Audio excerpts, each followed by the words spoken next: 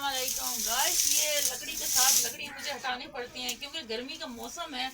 तो आप सबको पता है कि बिच्छू कीड़े मकोड़े हर चीज़ की मौसम है, सांप की।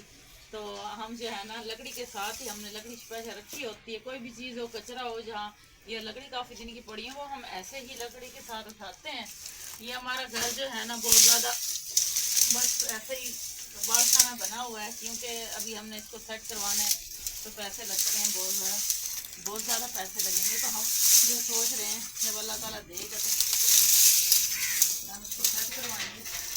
लकड़ियों को हम इसलिए ऊपर कर रहे हैं क्योंकि पाँव तक आ रही है तो बच्चे जो है ना नंगे पाँव भी खेल लेते हैं तो वो लग ना जाए। ये लकड़ी है धनिया की, इसलिए है ना इसका पाँव में लगने का खतरा होता है।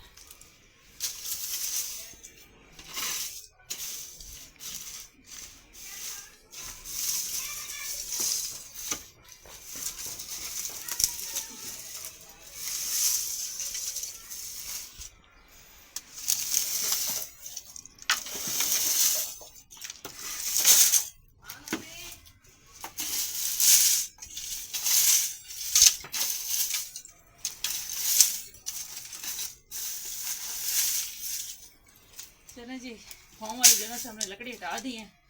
कैसी लगी आज की हमारी ये व्लॉग लकड़ी हटाना?